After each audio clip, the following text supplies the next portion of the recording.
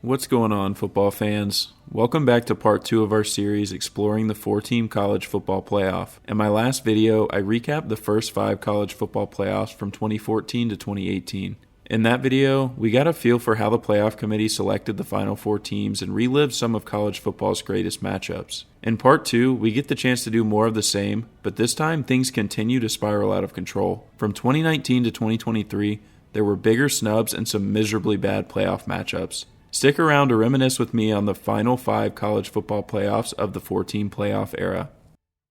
2019 is easily the least controversial season in CFP history, in my opinion. We had 3 undefeated conference champions and a single one-loss conference champion. Nobody else in college football had fewer than 2 losses, and the only Power 5 conference champion left out was 2-loss Oregon, who didn't seem like they were in the same league as the actual 4 teams selected. I genuinely don't know a single person who had issues with the selected teams, those being LSU, Ohio State, Clemson, and Oklahoma. The semifinal matchups featured LSU stomping Oklahoma 63-28 and a fantastic Clemson versus Ohio State matchup. Clemson edged out the Buckeyes in this one 29-23. In the championship game, LSU cruised to a 42-25 win over Clemson that never really felt close.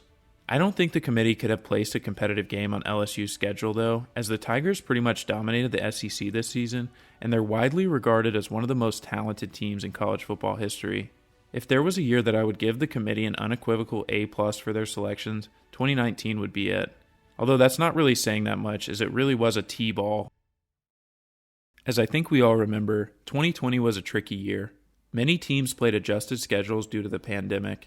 Some FBS teams played as few as 2 games, while others played full 12-game schedules. The 4 teams selected for this year's playoff were Alabama, Clemson, Notre Dame, and Ohio State, who were all pretty safe selections that had made appearances in past seasons. The chaotic nature of the regular season lent itself to some wild opinions from college football fans, ranging from pitches of including one-loss Texas A&M to including undefeated Group of 5 teams Coastal Carolina and Cincinnati. I actually think A&M had a case for selection, as they played more games than Ohio State, and their only loss came at the hands of the number 1 team, Alabama. 2020 would also mark the second year that 2 teams from the same conference were selected, as Notre Dame spent this season as a full member of the ACC to ease scheduling difficulties. The Irish only loss came in the ACC championship at the hands of Clemson, so I believe the committee allowed them in so as to not punish them for playing in the conference championship game. That's very interesting, as Texas A&M wasn't afforded the same courtesy as Alabama was in 2017 after they lost the Iron Bowl. I digress. The semifinals matchups were both semi-competitive, but they certainly weren't barn burners. Alabama beat Notre Dame 31-14, and Ohio State won this year's contest with Clemson 49-28, in what has become a budding rivalry at this point.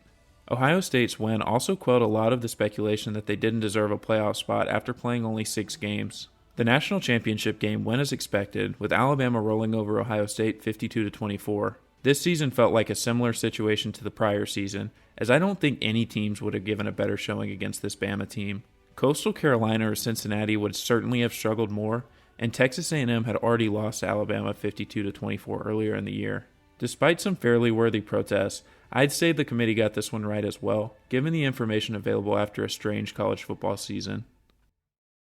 2021 is the year that the committee finally did it. This is the first and only season that they caved under the pressure and admitted a Group of 5 team into the field. American Athletic Conference champion Cincinnati joined SEC powerhouses Alabama and Georgia, as well as fellow first-time playoff team Michigan.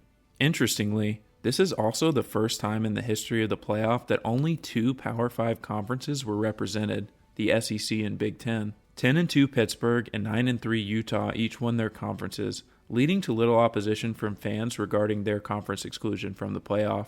The notable snubs this season were 11-1 Notre Dame and 10-2 Big 12 champ Baylor. If we're being honest, Notre Dame was probably the preferred choice by the committee due to their brand recognition and fan base, but the one loss on their record actually came in a showdown with Cincinnati. Selecting the Irish over the Bearcats would have surely caused riots throughout the college football world. Baylor is much more interesting though, as they did suffer 2 losses on the year, but they were able to beat Oklahoma State in the Big 12 championship, who they had lost to earlier in the season. Their other loss came in a close rivalry game against TCU, who finished the year 5-7. Funny to see that Baylor and TCU are constantly sabotaging each other and finding their way into the last few spots left out of the playoff. Had TCU had a higher quality output this season, I think that Baylor would have secured the 4th spot, but Cincinnati's unblemished record paired with the fact that they scheduled and beat Notre Dame made them virtually impossible to leave out. In terms of resumes, this was probably one of the easier decisions made by the committee, but in terms of making good matchups in the playoff, it was sort of a nightmare. Obviously, Alabama beat Cincinnati down 27-6 in a game where the Bearcats were embarrassed offensively.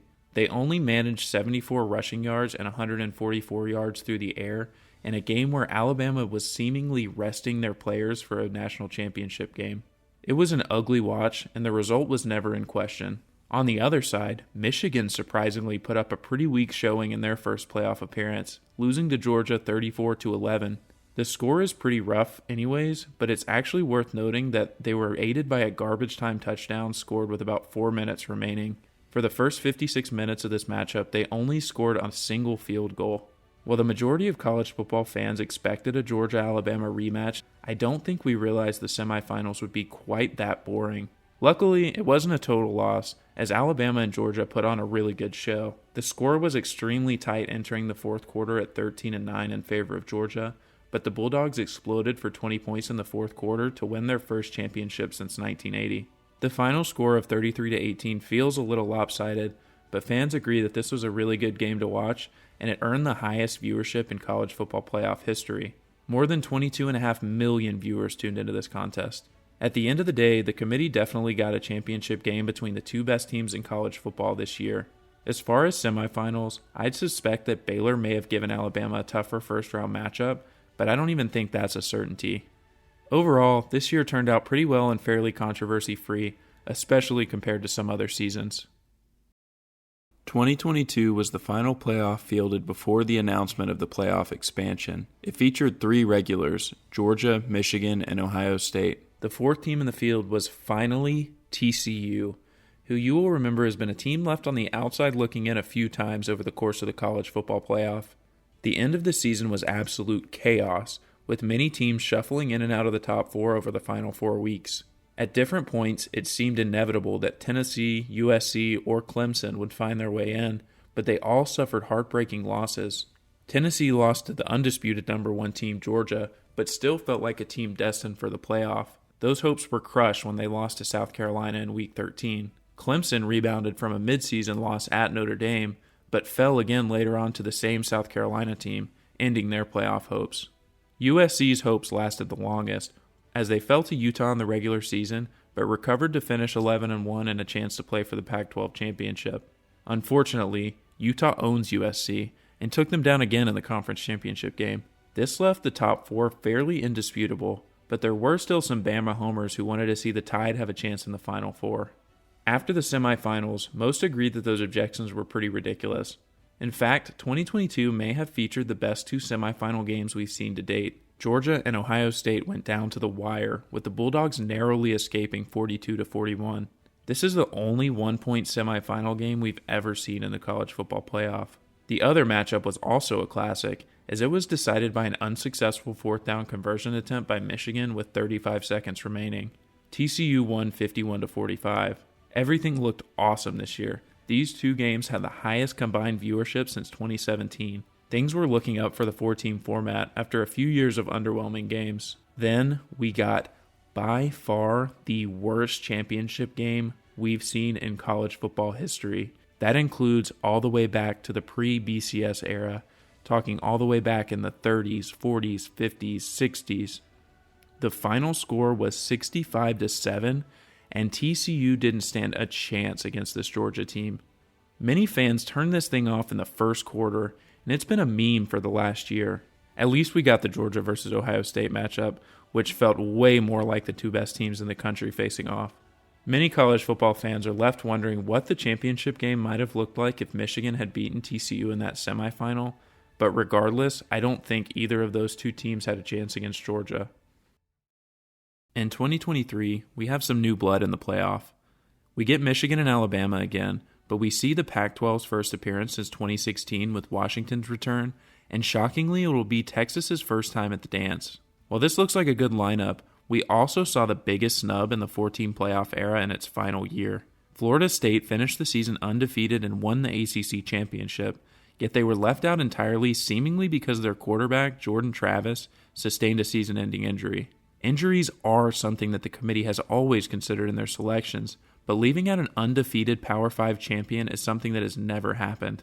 It's an unprecedented move by the committee that I think is inspired by fear of fielding bad matchups like last year's championship game. I see it as an overreaction, but it is hard to hold this against the committee charged with getting the best 4 teams in. Yes, Florida State won its last 2 games, but they were really sloppy and featured some horrible quarterback play. If I was deciding, I definitely would have picked the Noles instead of Alabama, but I can't fault the committee for taking the safe approach. While it truly sucks for Florida State, I think we're all just thankful to see the NCAA pivot to a 12-team playoff in 2024. But back to the 4 teams that did make the playoff. 2023 may have featured the best pair of semifinals matchups we ever got. Michigan and Alabama put on a great show that went into overtime. The Wolverines came out on top 27-20 in a game that felt like anyone's until the final touchdown, scored by Michigan legend Blake Corum. After this one, Washington took on Texas in another all-timer. The Longhorns and Huskies went back and forth all night, matching each other step for step. Washington pulled away late behind an elite quarterback performance by Michael Penix Jr. The final score, Washington 37, Texas 31. The championship between Michigan and Washington was sort of disappointing after such great semifinals games, but it wasn't nearly the worst we've seen. Michigan took home their first title since 1997 in the 31-14 victory. An obviously injured Penix and Washington never got the offense moving, but the title was within reach until the fourth quarter when the Wolverines put up 2 unanswered scores. Altogether, I think this slate of games was a fitting conclusion for what the 4-team playoff era was. We got one of our biggest selection controversies in the history of the playoff in Florida State. We got some all-time matchups in the semifinals between college football blue bloods and some programs returning to form. And of course, we got a half-decent matchup in the title game. If that doesn't capture the ups and downs of the 4-team playoff era, then I don't know what does. Like I touched on earlier, the NCAA will kick off the 12-team playoff era in 2024, a move that I'm really looking forward to. Sure, there are going to be some really ugly matchups depending on how they draw the brackets, but I think the stakes are a little lower to produce great games than they are in the current 4-team format. What do you guys think? Are we going to get a lot of bad football? And if so, is it worth it to make sure that the right teams get a shot in the playoff? Leave your thoughts in the comments. I'd love to know what you think. No matter how big the expansion extends, someone will always be the last team left out, so expect to see many more years of fan bases complaining and getting their feelings hurt. While sometimes justified, it is inevitable. All I can hope for is competitive football, and 12 teams definitely gives us more opportunities for that. Thank you so much for supporting the New Age Sports channel. Expect to see a lot more soon, as I've already got a lot of topics that I want to discuss in the off-season. If there are any video topics you'd like me to cover, leave those in the comments. I read them all, so I'll definitely see it. Till next time, keep getting after it.